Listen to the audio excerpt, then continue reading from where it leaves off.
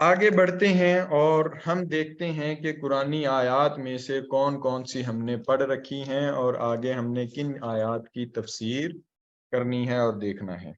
जहाँ से आज का हमने लेसन स्टार्ट किया है, पहला उसमें जो मजमून बयान हो रहा है वो ये है कि अब कौम जो बनी इसराइल की थी उसने एक नई डिमांड कर दी मूसा अलैहिस्सलाम से। पहली पे तो तौबा हो गई, यानी जो उन्होंने उल्टा काम किया वो सामरी जादूगर के कहने पे बछड़े की पूजा शुरू कर दी, जो सोने और चांदी का बना हुआ था। उसके कहने पे पूजा शुरू कर दी। अल्लाह रब्बुल इज़्ज़त ने इस शर्त पे कि जिन्होंने शिरक नहीं किया वो दूसरों को कत्ल कर देंगे, तो फिर उनको माफ़ी मिल जाएगी। तो माफ़ी मिल गई, तव्वाबुर रहीम बात यहाँ तक आ गई। अब एक नई चीज़ उनकी डिमांड आ गई और उनकी हठ धर्मी का ये आलम था कि मूसा अलैहिस्सलाम से कहने लगे कि हमें आपकी बातों पर यकीन नहीं आता कि अल्लाह ताला है, यानी तौहीद का इकरार करना। वो कहते कि हमें इस बात पे यकीन नहीं आता। यकीन तब आएगा जब हम अल्लाह को देख लेंगे और फिर अल्लाह से कलाम कर लेंगे। सो मूसा अलैहिस्सलाम ने बड़ा समझाया लेकिन उनको बात समझ में ना आई। तो मूसा अलैहिस्सलाम ने क्या किया कि 70 बनी इसराइल के सरदारों को लेके तो मूसा अलैहिस्सलाम चले गए, जो है वो अल्लाह रब्बुल इज़्ज़त से हम कलाम होने के लिए, यानी वादा। तो वो गए कहाँ पे थी, वो कोहे तूर पे गए थे, 70 आदमियों को लेके चले गए। तो उन्होंने वहां पे अल्लाह रब्बुल इज़्ज़त ने मूसा अलैहिस्सलाम से कलाम किया तो उन्होंने सुन लिया, लेकिन फिर उस पे कहते हैं कि अभी नहीं, जब हम देख लेंगे। तब एक बिजली गिरी और कड़क आई, जिसकी वजह से और जिसकी सख्ती इतनी थी कि वो सारे के सारे मर गए। यहां तक बात खत्म नहीं होती, वो सारे के सारे यानी 70 के 70 मर गए थे।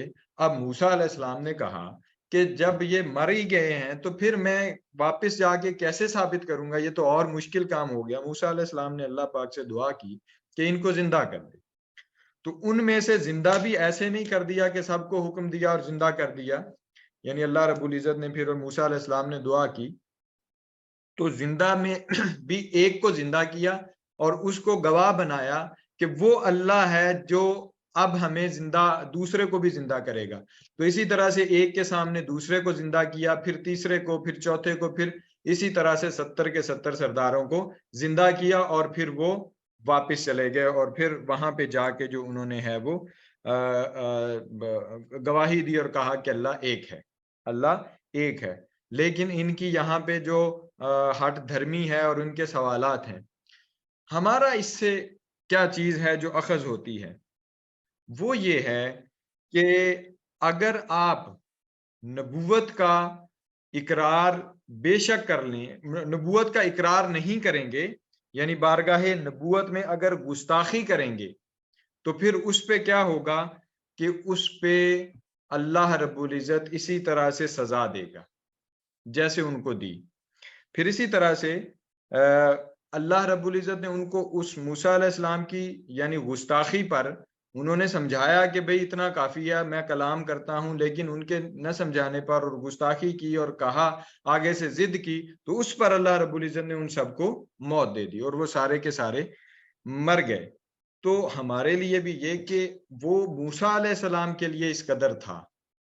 अब आका अलैहिस्सलातु वस्सलाम की, मोहम्मद मुस्तफ़ा सल्लल्लाहु अलैहि वसल्लम की, आपके और मेरे आका की बात हो, तो यहाँ पे भी हमारा रिएक्शन क्या होना चाहिए, या जो अल्लाह रब्बुल इज़्ज़त उस बंदे के साथ करेगा जो गुस्ताख होगा उसकी कैफियत क्या होगी। ये तो हम बचे हुए हैं, तो वो उस रहमत का सदका बचे हुए हैं जो आगे आने वाली है, यानी आका अलैहिस्सलातु वस्सलाम का सदका हम तो बचे हुए हैं। फिर इसी तरह से जो अगली आयत करीमा है, वज़ल्ललना अलैकुमुल गमामा व अंज़लना अलैकुम, इसमें बनी इसराइल को एक और इनाम याद दिलाया जा रहा है कि जब तुम्हें हुक्म दिया गया था कि कौम अमालका से जंग करके अपना मुल्क वापस ले लो और तुम जिहाद करने के लिए अपने वतन शाम की तरफ रवाना हुए। अब शाम की तरफ रवाना हुए और जब कौम अमालका की, यानी शाम में रहने वाली एक कौम जिसका नाम अमालका था, उसके पास गए और उससे यानी जंग करने से पहले पता चला कि वो ऐसे जंगजू हैं, तो वहां पे वो यानी जंग करने से और फिर वो भाग गए। ठीक है। और उन्होंने वहां पे जो है वो जंग करने से मना कर दिया और जंग नहीं की, और कह दिया कि हम आजिज आ गए हैं वहां से, यानी उनकी हैबत महसूस की उनकी। तो फिर वहां पे ये बुजदिल हो गए, जिसके नतीजे में उनको सजा के तौर पे वादिये ती में जो है वो 40 साल तक घूमते रहना पड़ा।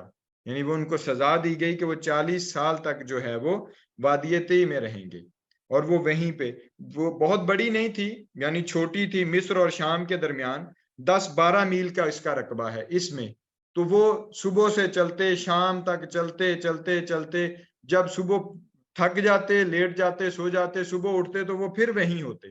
तो ये उनकी एक सजा का जो है वो एक दायरा था। अब इससे फिर मूसा अलैहिस्सलाम ने दुआ की और इससे फिर निकल आए, और फिर मूसा अलैहिस्सलाम से यानी मन्नो और सलवा जो उनके खाने के लिए है वो भी जो है वो उनके लिए उतरता रहा, उनके लिए कपड़े उतरते रहे, और ऐसे कपड़े उतरते रहे कि जो बच्चा अगर पहन ले वो जितना बड़ा होता जाएगा तो कपड़े भी उसके उतने ही बड़े होते जाएंगे।